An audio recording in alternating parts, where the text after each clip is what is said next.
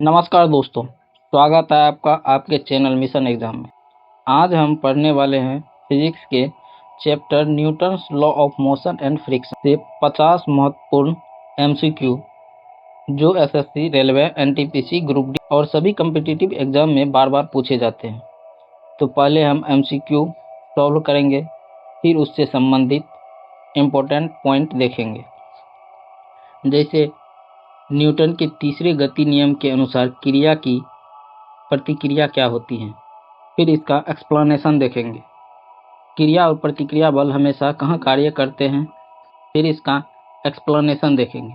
तो चलिए शुरू करते हैं बिना किसी देरी के। पहला प्रश्न, न्यूटन के तृतीय गति नियम के अनुसार क्रिया और प्रतिक्रिया क्या होती है? इसका सही जवाब है ऑप्शन सी, क्रिया के बराबर तथा विपरीत प्रतिक्रिया होती है। न्यूटन का तृतीय नियम कहता है हर क्रिया के बराबर और विपरीत प्रतिक्रिया होती है। जब कोई वस्तु दूसरी वस्तु पर बल लगाती है तो दूसरी वस्तु भी उतनी ही बल विपरीत दिशा में लगाती है। उदाहरण, जब कोई व्यक्ति जमीन पर पैर रखता है तो वह जमीन पर नीचे बल लगाता है और जमीन उस व्यक्ति को ऊपर की ओर धकेलती है। यही कारण है कि हम चल सकते हैं, तैर सकते हैं और खड़े रह सकते हैं। यह नियम हमारे दैनिक जीवन और विज्ञान दोनों में अत्यंत महत्वपूर्ण है। अगला प्रश्न, क्रिया और प्रतिक्रिया बल हमेशा कहाँ कार्य करते हैं? सही जवाब है ऑप्शन सी, अलग अलग वस्तु पर। क्रिया और प्रतिक्रिया बल कभी भी एक ही वस्तु पर कार्य नहीं करते हैं। यदि ऐसा होता तो वस्तु कभी गति नहीं कर पाती। उदाहरण के लिए, जब आप नाव से नदी में कूदते हैं तो आप नाव को पीछे की ओर धकेलते हैं, क्रिया बल, और नाव आपको आगे की ओर धकेलती है, प्रतिक्रिया बल है। ये बल अलग अलग वस्तु पर कार्य करती है, लेकिन परिणाम में बराबर और दिशा में विपरीत होती है। अगला प्रश्न, न्यूटन के तीसरे नियम का उदाहरण क्या है जब कोई व्यक्ति जमीन पर चलता है? सही जवाब है ऑप्शन सी, जमीन को पीछे धकेलना और जमीन द्वारा आगे प्रतिक्रिया बल। जब हम चलते हैं तो हम अपने पैर से जमीन को पीछे की ओर धकेलते हैं, यह क्रिया बल है। इसके प्रतिक्रिया स्वरूप जमीन हमें आगे की ओर बल देती है। इसी बल की वजह से हम आगे बढ़ पाते हैं। यदि घर्षण ना हो, जैसे बर्फ की सतह पर, तो हम जमीन को धकेल तो सकते हैं लेकिन आगे नहीं बढ़ पाएंगे। अगला प्रश्न, बंदूक चलाने के बाद कंधे पर झटका लगना किस नियम का उदाहरण है? सही जवाब है ऑप्शन सी, न्यूटन का तृतीय नियम। जब गोली बंदूक से बाहर निकलती है तो गोली पर आगे की दिशा में बल लगता है। उसी समय बंदूक पर बराबर और विपरीत बल पीछे की दिशा में लगता है। इसे ही बंदूक का रिकॉइल या झटका कहा जाता है। यही न्यूटन के तृतीय नियम का उदाहरण है। अगला प्रश्न, रॉकेट का उड़ना न्यूटन के गति के किस नियम पर आधारित है? सही जवाब है ऑप्शन सी, तृतीय नियम। रॉकेट ईंधन जलाकर गैस को नीचे की ओर अत्यधिक वेग से बाहर फेंकता है, यह क्रिया बल है। इसके विपरीत गैस रॉकेट को ऊपर की ओर धकेलती है, जो प्रतिक्रिया बल है। यह सिद्धांत रॉकेट को अंतरिक्ष में ले जाता है। अगला प्रश्न है, यदि कोई पिंड विराम में है तो इसे गति में लाने के लिए किस प्रकार के बल की आवश्यकता होती है? सही जवाब है ऑप्शन सी, असंतुलित बल। यदि किसी वस्तु पर सभी बल संतुलित हो तो वस्तु या तो स्थिर रहती है या समान वेग से चलती है। वस्तु की अवस्था बदलने के लिए असंतुलित बल की आवश्यकता होती है। उदाहरण के लिए, मेज पर रखी किताब तभी हिलेगी जब हम उस पर धक्का देंगे, जो असंतुलित बल है। अगला प्रश्न, संतुलित बल किसी वस्तु की गति की अवस्था में क्या परिवर्तन करता है? सही जवाब है ऑप्शन सी, गति में परिवर्तन नहीं करता है, लेकिन वस्तु की आकृति या आकार बदल सकता है। संतुलित बल का मतलब है कि वस्तु पर लगने वाले सभी बलों का योगफल शून्य हो। इस स्थिति में वस्तु की गति की अवस्था नहीं बदलती। हाँ, कभी-कभी संतुलित बल वस्तु की आकृति या आकार बदल सकती है। उदाहरण, रस्साकशी में यदि दोनों टीमों बराबर बल लगाए तो रस्सी अस्थिर रहेगी, लेकिन बीच में खींच सकती है। अगला प्रश्न, असंतुलित बल किसी वस्तु में किस प्रकार परिवर्तन लाता है? सही जवाब है ऑप्शन बी, गति की दिशा और वस्तु की गति में परिवर्तन लाता है। जब किसी वस्तु पर असंतुलित बल कार्य करती है तो वह या तो वस्तु को विराम से गति में लाता है या गति को विराम में लाता है या दिशा बदलता है। उदाहरण, चलती हुई गाड़ी पर ब्रेक लगाना असंतुलित बल है जो उसे रोक देता है। अगला प्रश्न, किसी पिंड के संतुलन में होने का अर्थ क्या है? सही जवाब है ऑप्शन डी, इस पर कार्य करने वाले सभी बलों का परिणामी शून्य है। यदि किसी वस्तु पर कार्य करने वाले सभी बलों का योग शून्य हो तो वस्तु संतुलन की अवस्था में होती है। इसका अर्थ यह नहीं कि उस पर कोई बल नहीं है, बल्कि जो बल है वे एक दूसरे को संतुलित करते हैं। अगला प्रश्न, घर्षण बल किस दिशा में कार्य करता है? सही जवाब है ऑप्शन सी, हमेशा हमारी गति के विपरीत दिशा में। घर्षण बल हमेशा उस दिशा में कार्य करता है जो वस्तु को गति का विरोध करता है। उदाहरण, यदि आप किताब को मेज पर धकेलते हैं तो घर्षण बल किताब की गति के विपरीत दिशा में लगेगा। यही कारण है कि वस्तु अपने आप थोड़ी दूरी के बाद रुक जाती है। अगला प्रश्न, घर्षण एक प्रकार का क्या है? सही जवाब है ऑप्शन बी, बल। घर्षण एक विरोधी बल है जो हमेशा गति की विपरीत दिशा में लगता है। यह ऊर्जा, संवेग या त्वरण नहीं है, बल्कि सीधी एक बल है। यही बल वस्तु को रोकने और पकड़ बनाने में मदद करता है।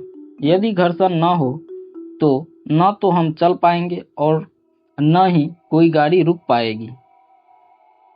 अगला प्रश्न, वह अधिकतम घर्षण बल क्या कहलाता है जो तब कार्य करता है जब वस्तु फिसलना शुरू करने वाली होती है? सही जवाब है ऑप्शन सी, सीमांत घर्षण। जब कोई वस्तु अस्थिर होती है और हम उस पर बल लगाते हैं तो वह तुरंत नहीं चलती। जैसे जैसे बल बढ़ता है, घर्षण बल भी बढ़ता है, लेकिन एक बिंदु पर आकर यह अपने अधिकतम मान पर पहुंच जाता है। इसी सीमांत घर्षण कहते हैं। इसी बिंदु के बाद वस्तु फिसलना शुरू कर देती है। अगला प्रश्न, यदि कोई वस्तु एक झुके हुए तल पर फिसल रही हो तो कौन सा घर्षण कार्य कर रहा होता है? सही जवाब है ऑप्शन सी, सर्पिल घर्षण। जब कोई वस्तु वास्तव में सतह पर फिसल रही होती है तो उस पर सर्पिली घर्षण कार्य करती है। स्थैतिक घर्षण केवल तब तक होता है जब तक वस्तु फिसलना शुरू न करे। जैसे लकड़ी का टुकड़ा ढलान पर नीचे की ओर खिसकता है, उस समय उस पर सर्पिली घर्षण कार्य करता है। अगला प्रश्न, स्थैतिक घर्षण बल कब कार्य करता है? सही जवाब है ऑप्शन सी, जब वस्तु चलने वाली हो लेकिन अभी तक चली नहीं है।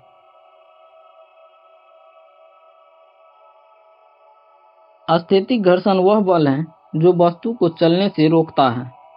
उदाहरण, यदि कोई भारी मेज को धक्का दिया जाए तो वह तुरंत नहीं खिसकती। इस समय मेज और फर्श के बीच स्थैतिक घर्षण कार्य करता है। जैसे ही यह बल सीमांत मान तक पहुंचता है, वस्तु फिसलने लगती है।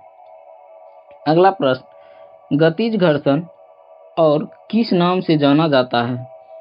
सही जवाब है ऑप्शन सी, सर्पिल घर्षण या लोटनिक घर्षण। जब कोई वस्तु गति में होती है तो उस पर गतिज घर्षण कार्य करता है। इसे दो भाग में बांटा जाता है, एक सर्पिल घर्षण जब वस्तु फिसलती है, दूसरी लोटनिक घर्षण जब वस्तु लुढ़कती है। इसलिए गतिज घर्षण को इन दोनों नामों से जाना जाता है। अगला प्रश्न, लोटनिक घर्षण कब कार्य करता है? सही जवाब है ऑप्शन सी, जब कोई वस्तु किसी वस्तु पर लुढ़कती है।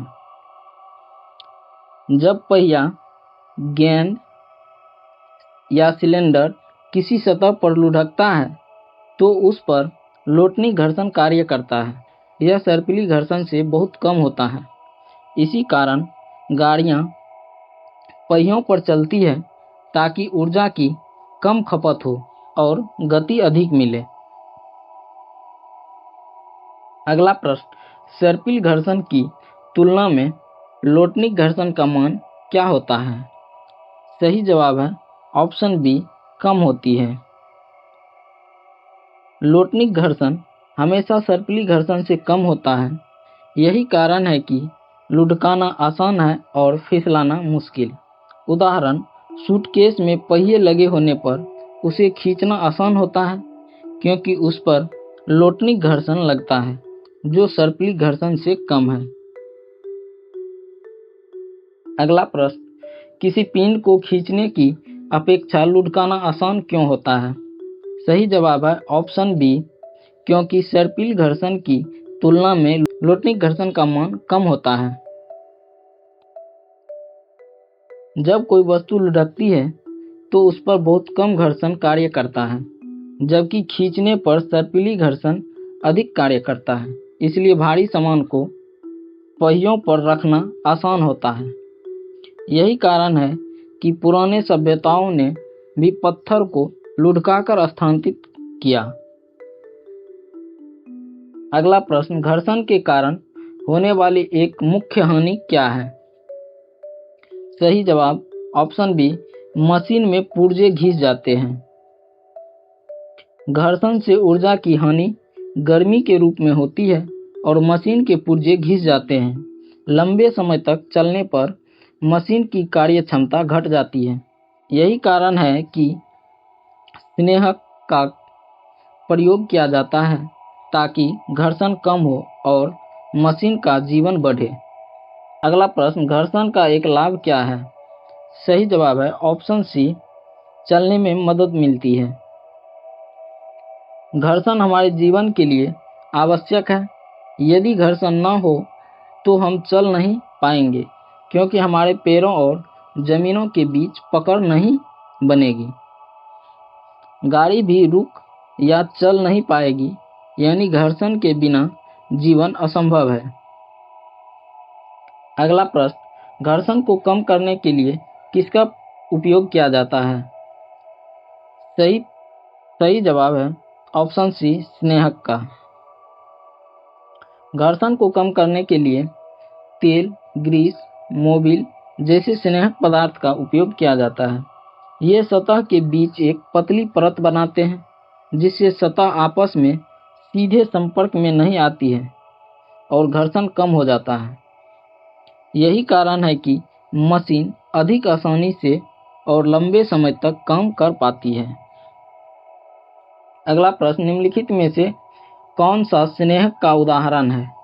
सही जवाब है ऑप्शन सी, तेल, ग्रीस, मोबिल। स्नेहक वे पदार्थ होते हैं जो घर्षण को कम करते हैं। तेल, ग्रीस, मोबिल का उपयोग इंजन, मशीन, गाड़ियों में किया जाता है ताकि मशीन के पुर्जे आसानी से चले और जल्दी घिसे नहीं। इसके बिना मशीन में ऊर्जा की हानि और अधिक गर्मी उत्पन्न होती है। अगला प्रश्न, यदि कोई गतिमान वस्तु घर्षण की उपस्थिति के कारण रुक जाती है तो घर्षण द्वारा किया गया कार्य क्या कहलाता है? सही जवाब है ऑप्शन सी, ऋणात्मक कार्य। जब कोई बल वस्तु की गति की दिशा के विपरीत कार्य करता है तो उसे ऋणात्मक कार्य कहते हैं। घर्षण हमेशा गति का विरोध करता है और वस्तु की गतिज ऊर्जा को ऊष्मा में बदल देता है। उदाहरण, कार का टायर सड़क से रगड़ खाकर रुक जाता है। अगला प्रश्न, घर्षण गुणांक म्यू किसका अनुपात होता है? सही जवाब है ऑप्शन सी, घर्षण बल F और अभिलंब प्रतिक्रिया बल R का। घर्षण गुणांक म्यू इक्वल टू घर्षण बल F बटे अभिलंब बल R। यह एक विमाहीन राशि है। यह सतहों की खुरदरापन और चिकनाई पर निर्भर करता है। म्यू का मान जितना अधिक होगा घर्षण उतना ही अधिक होगा। अगला प्रश्न, घर्षण गुणांक की इकाई क्या होती है? सही जवाब है ऑप्शन सी, मात्रकहीन। घर्षण गुणांक एक विमाहीन राशि है। इसका कोई भौतिक मात्रक नहीं होता क्योंकि यह दो बलों का अनुपात है, इसलिए इसे बिना इकाई के ही व्यक्त किया जाता है। घर्षण गुणांक म्यू का मान सामान्यतः किसके बीच होता है? सही जवाब है ऑप्शन डी, 0 और 1 के बीच। घर्षण गुणांक का मान आमतौर पर 0 और 1 के बीच होता है। यदि सतह बहुत चिकनी है तो म्यू का मान 0 के पास होगा और यदि सतह खुरदुरी है तो म्यू का मान 1 के पास तक हो सकता है। अगला प्रश्न, घर्षण गुणांक कैसी राशि है? सही जवाब है ऑप्शन बी, विमाहीन। घर्षण गुणांक बल F और अभिलंब बल R का अनुपात है और दोनों का मात्रक समान न्यूटन होता है, इसलिए इसके भागफल का कोई मात्रक नहीं होता है, अतः यह विमाहीन राशि है। अगला प्रश्न, घर्षण बल किस बात पर निर्भर नहीं करता है? सही जवाब है ऑप्शन सी, वस्तु के क्षेत्रफल पर। घर्षण बल वस्तु के भार और सतह की प्रकृति पर निर्भर करता है, न कि वस्तु के संपर्क क्षेत्रफल पर। उदाहरण के लिए, यदि लकड़ी का ब्लॉक चौड़े या संकरे हिस्से पर रखा जाए, घर्षण बल सामान्य रहेगा। अगला प्रश्न, घर्षण के कारण अधिक बल लगाने पर भी वस्तु बालू या पानी में क्यों नहीं चल पाती है? सही जवाब है ऑप्शन बी, क्योंकि घर्षण अधिक होता है।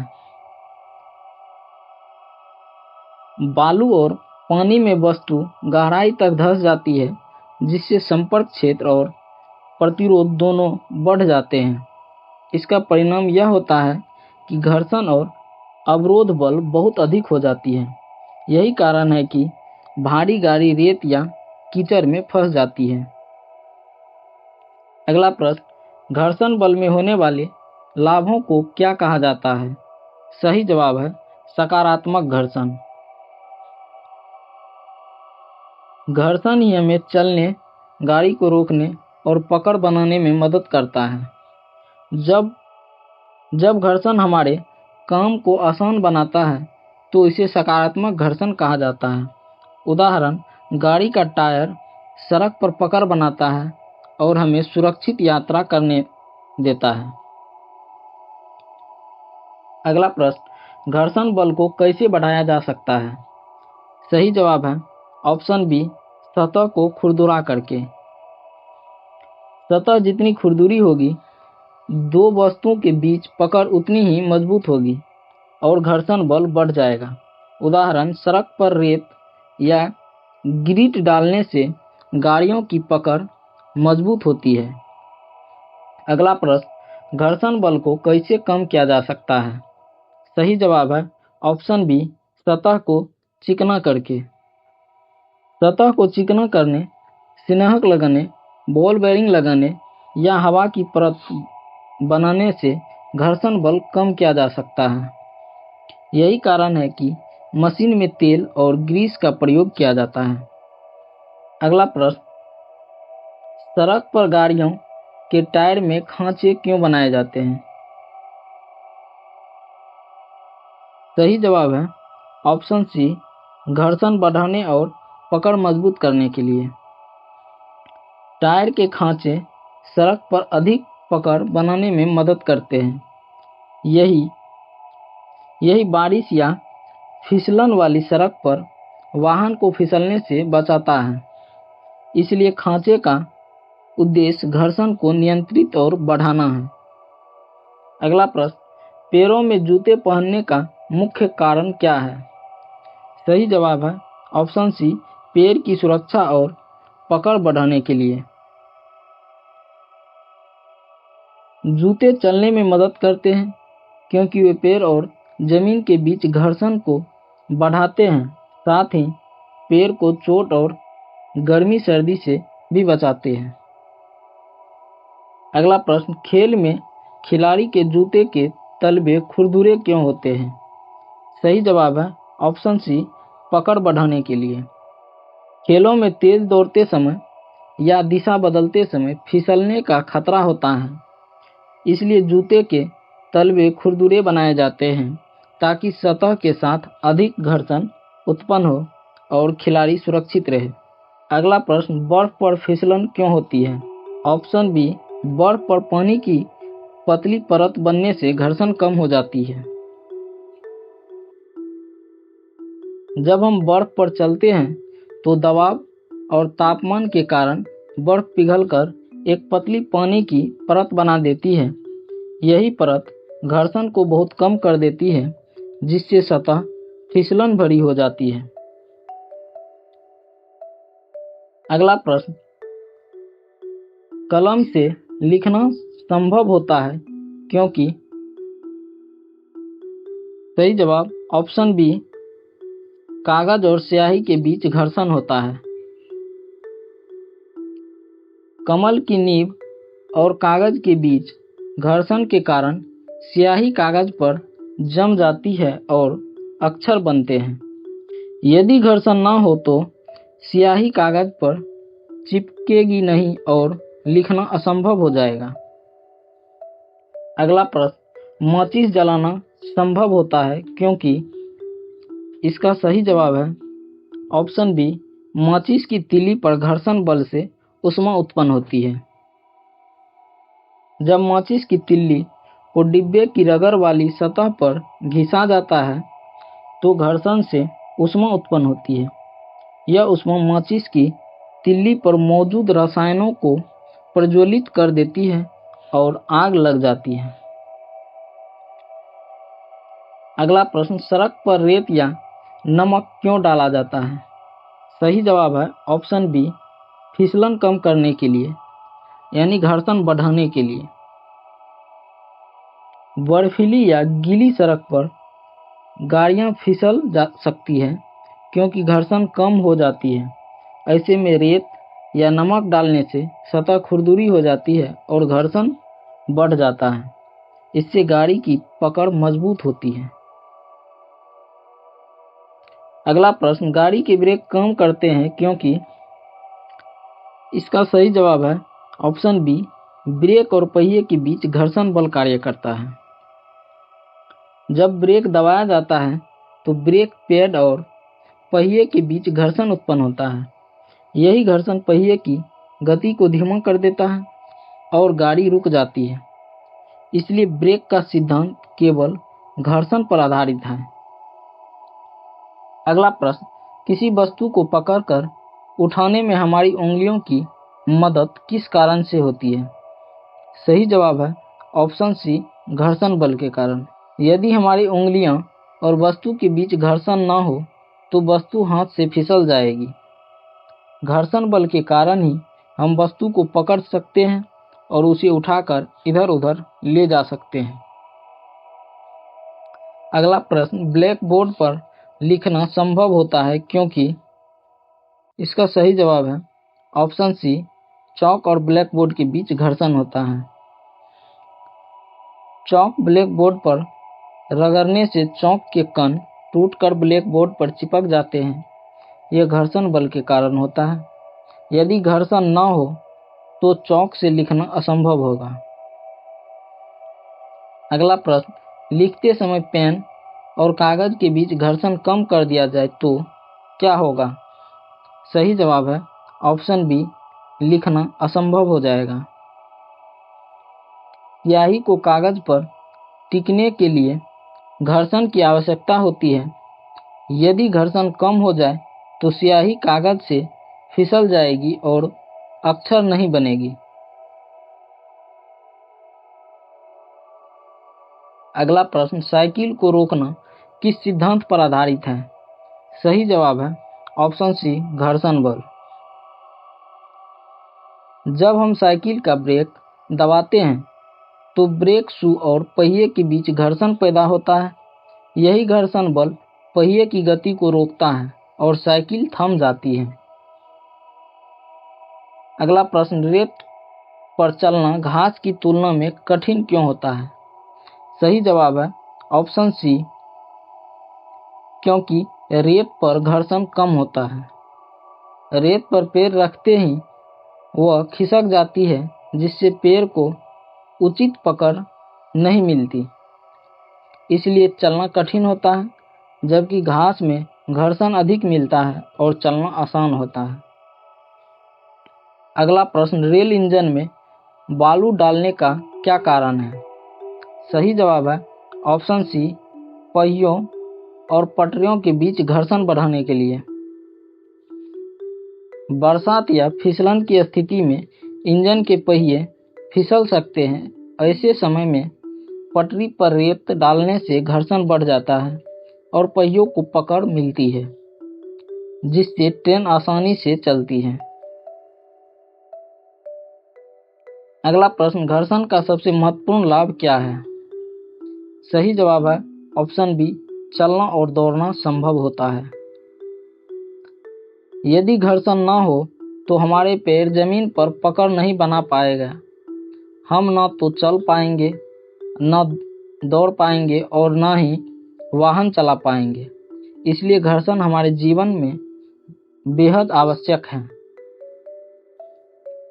अगला प्रश्न, लिफ्ट में ऊपर जाते समय हमें भारीपन क्यों महसूस होता है? सही जवाब है ऑप्शन डी, अभिलंब बल बढ़ जाता है। जब लिफ्ट ऊपर की ओर त्वरित होती है तो फर्श द्वारा हमारे शरीर पर लगाया गया अभिलंब बल बढ़ जाता है।